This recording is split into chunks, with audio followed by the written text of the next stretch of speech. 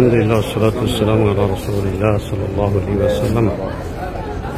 هذه هي بئر الغرس المشهور في زمان النبي صلى الله عليه وسلم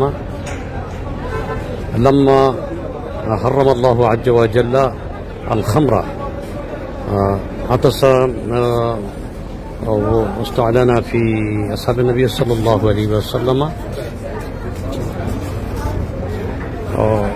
وأصحاب النبي صلى الله عليه وسلم صاروا حيرانا، فجاء النبي صلى الله عليه وسلم عند هذا البئر وطفل فيه، صار هذا لذيذا ولذ المياه، فشرب أصحاب النبي صلى الله عليه وسلم منه حتى ذهب سكران الخمر।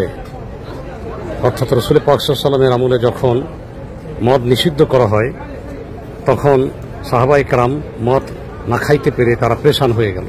তখন আল্লাহ রাসূল সাল্লাল্লাহু আলাইহি ওয়াসাল্লাম এই কুয়ার পানিতে এসে আল্লাহ রাসূল থুতু মোবারক দিলেন এবং এই পানি তখন তিতা ছিল, এটা মিঠা হয়ে গেল, একটু লবণাক্ত হয়ে গেল এবং এটা যখন সাহাবায়ে কেরাম খাইলেন তখন মদের নেশা চলে গেল। সুবহানাল্লাহ। তো এই জন্য এই কুয়ার পানি পান করা এটা ভাগ্যের ব্যাপার এবং এই পানি পান করা মানে আল্লাহ রসুল সাল্লাল্লাহু আলাইহি ওয়াসাল্লামের থুতু মোবারক পান করা। রসুল পাক সাল্লাল্লাহু আলাইহি ওয়াসাল্লাম ওসিয়ত করেছিলেন যে আমাকে বীরে গরজের পানি দিয়ে আখিরি গোসল দিবে। তো সাহাবায়ে কেরাম এখান থেকেই পানি নিলেন এবং হযরত আলী রাদিয়াল্লাহু তাআলা নিজ হাতে এই বীরে গরজের পানি দিয়ে আল্লাহ রসুলকে গোসল দিয়েছিলেন। এছাড়া আখিরি চাহার সময় যে রসুল আকরাম সাল্লাল্লাহু আলাইহি ওয়াসাল্লামের যে অসুস্থ হয়েছিলেন এবং তা থেকে সুস্থ হয়েছিলেন তখন 7টা কুয়া থেকে পানি নিয়েছিলেন, তন্মধ্যে এই কুয়াটা উল্লেখযোগ্য। এই কুয়ার পানি দিয়েও তখন আল্লাহ রসুলকে গোসল দেওয়া হয়েছিল। আলহামদুলিল্লাহ, ঐতিহাসিক বীরে গরাস এখানে আজকে আসতে পেরেছি। এখান থেকে আমরা পানি কিনে নেব ইনশাআল্লাহ। আমাদের ইচ্ছা থাকবে যে এই পানি সংরক্ষণ করব এবং যদি ইন্তেকাল করি এই পানি দিয়ে গোসল দেওয়ার জন্য আওলাদদেরকে বলবো আমরা ইনশাআল্লাহ। আল্লাহ কবুল করুক।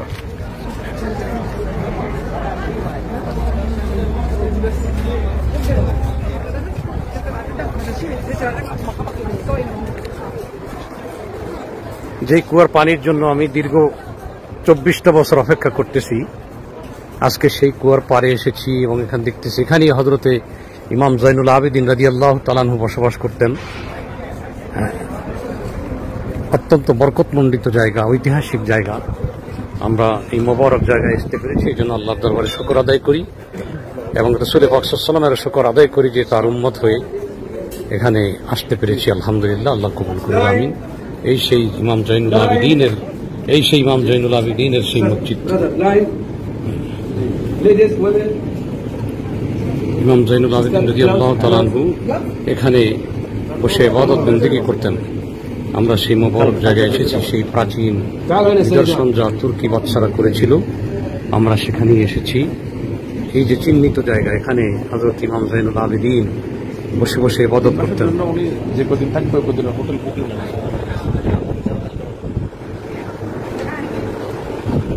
এই যে সবাই আমরা লাইনে আছি পানি নেওয়ার জন্য। বীরে গরজ থেকে আমরা 6 রিয়ালে পানি কিনে নেব ইনশাআল্লাহ।